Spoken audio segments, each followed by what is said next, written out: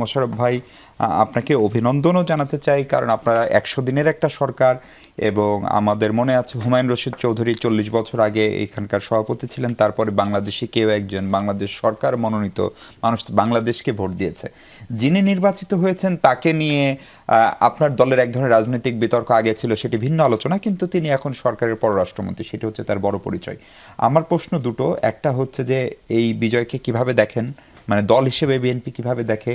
দ্বিতীয়ত হচ্ছে সেক্ষেত্রে ওনার নির্বাচনী প্রচারণার একটা বড় কৌশল ছিল যে উনি এখানে ফুল টাইম কাজ করবেন।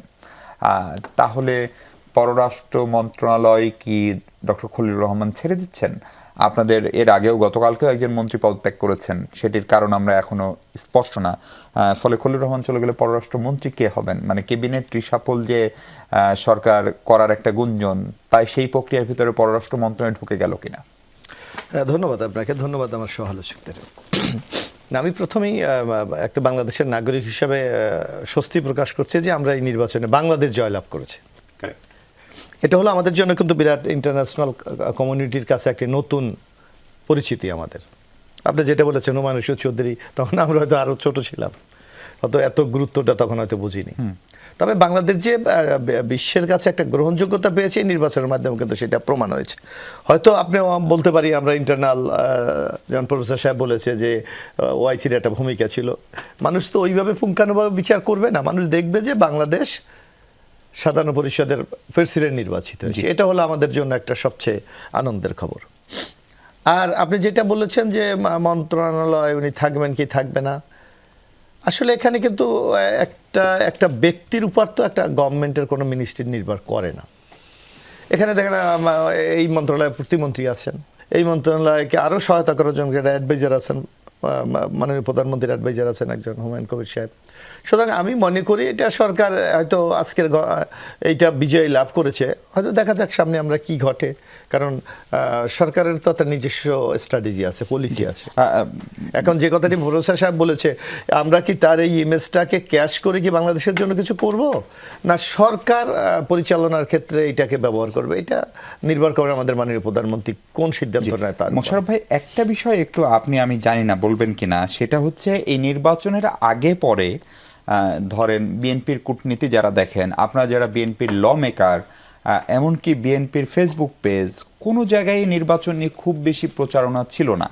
এইটাকে উনি টেকনোক্র্যাট বলেই, অথবা আগের সরকার থেকে এসেই সরকারে আসলেন বলেই, অথবা আপনারা একসময় তার সমালোচনা করেছিলেন বলে, মানে আমি যেটা বলতে চাচ্ছি, প্রার্থী যদি ডক্টর খলিলুর রহমান না হয়ে বিএনপির নির্বাচিত কোনো এমপি বা একদম কোর বিএনপির কেউ হতো, তাহলে কি আপনাদের আনন্দ উল্লাস ক্যাম্পেইন আরেকটু বেশি হতো? মানে এটা কেন যেন মনে হচ্ছে ভিজিবল ছিল না, এটা ব্যক্তি খলিল বা পররাষ্ট্র মন্ত্রণালয় জিনিসটা ফাইটটা একা একা করলো কিনা? না, সেইটা না, সরকারের তো একটা সাপোর্ট ছিলই। আপনি দেখবেন যে আমাদের যিনি পররাষ্ট্র উপদেষ্টা ছিলেন উনি কিন্তু ওনার সাথে বেশ কিছু দেশ ট্যুর করেছেন। আমাদের যে অ্যাম্বাসিগুলি আছে সেখানে তারা কাজ করেছে, যেটা ফরেন মিশনে যারা কাজ করে।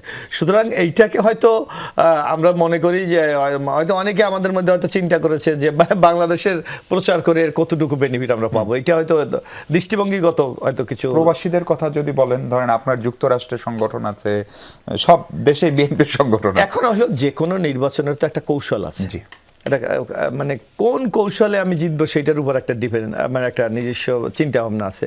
এটা আমি তো হয়তো জানবো না যে এখানে কৌশলটা কোনভাবে করা হয়েছে। আপনি যেটা বলছেন আমিও সেটা শুনছি অনেক জায়গায়, যে বলা হচ্ছে উনি ফুল টাইম দায়িত্ব পালন করবেন।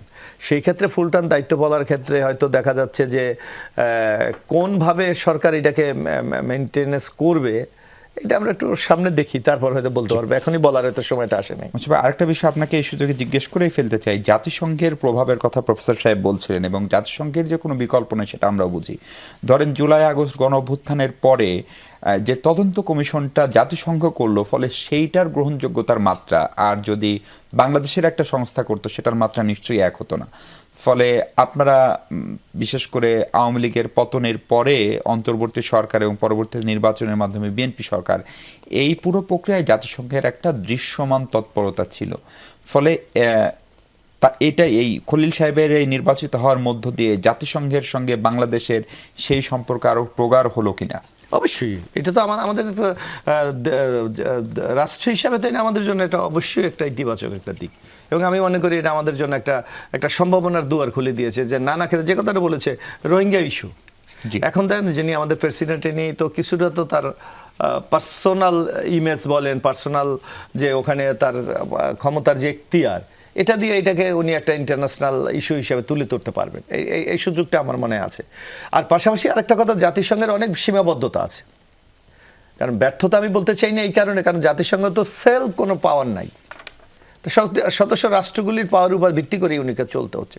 আর এখানে যে কথা প্রফেসর আরেকটি বলেছে যে সুপার যারা বেটার পাওয়ার আছে, জি, এরা কতটুকু, P5 হ্যাঁ, যে এরা কতটুকু জাতিসংঘকে আপনার সহায়তা করে, এটা নিয়েও তো আমরা অতীতে নানা মিশ্র প্রতিক্রিয়া আমাদের মধ্যে আছে। সুতরাং এই নানা সীমাবদ্ধতা থেকেও কিন্তু অনেক ক্ষেত্রে জাতিসংঘ কিন্তু বিশেষ করে মানবিক দৃষ্টিকোণ থেকে কিন্তু গুরুত্বপূর্ণ ভূমিকা পালন করে। জি।